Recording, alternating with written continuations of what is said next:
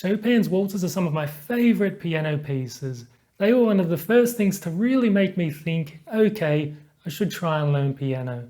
I was in my 20s at the time, so a little bit old to start, but I was just blown away by the music. I even have a memory of listening to Chopin's waltzes on my walk to work. Can you imagine that?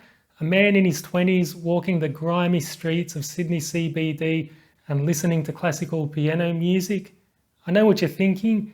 That's just weird. And I agree, it is pretty weird. But if you think about it, everyone does weird things from time to time. Like my daughter just started preschool, and on her first day she told her teachers that I smell really bad. Now that's weird. Anyway, can you blame me? I had just discovered a true monument of the classical piano world. And here I am about 15 years later, and I still think they're amazing. But I've been wondering lately, are they really the best there is? I know I haven't given any other waltzes a chance, really. There must be other ones up there as well, right?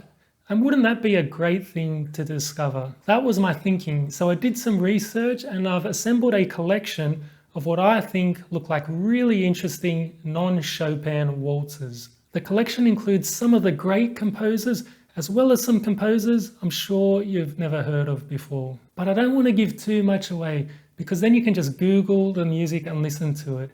Instead, I'd like to encourage you to discover the music yourself by playing it on the piano yourself. And you can do that with the Sight Read Everything app. Just open the app and click on this one here, and then you'll get all the lovely sheet music one after the other. It's like your very own Non-Chopin Waltz Discovery Tour. And the type of thing you can expect to discover on this tour includes a waltz I'm sure you've heard and possibly even played before.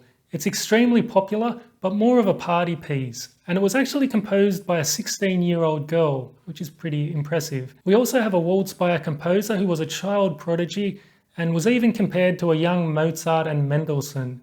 He was a fantastic pianist, but unfortunately became an alcoholic at some point and went off the rails a bit. But hopefully the waltz was composed well before that. We also have a set of 5 waltzes by this guy. He was similar to Beethoven in that he went deaf later in life, but continued to compose great music. There's also a waltz by someone who, as a child, apparently he became fascinated with piano mechanisms and began building pianos. Obviously they didn't have TikTok back then, so you could do things like that. And sometimes he even gave house guests pianos he had built. I'm not sure about you, but I'd be a bit skeptical of a piano built by this guy. But he did become a great composer, and I'm certainly interested in hearing his waltz. We also have 3 waltzes by this guy. Now he was around right on the border between the classical period and the romantic period, and actually among his work is a piece that's considered one of the earliest examples of Polish romantic music before Chopin. So these waltzes should be quite interesting. And then there's this one. The quality is not the best, and usually I'd think twice about including something of this quality, but it was composed by a British woman in the classical period, and her music has been described as the sort of music performed by Jane Austen heroines. And I have to say that elegant, pleasant style of music is just really nice to listen to, so I think this piece will be a real treat. The last one I'll mention is a collection of 12 Spanish and Portuguese waltzes and a hornpipe. I thought that was a funny combination. I'm not sure why you'd add a hornpipe to a collection of 12 Spanish and Portuguese waltzes, but there you go.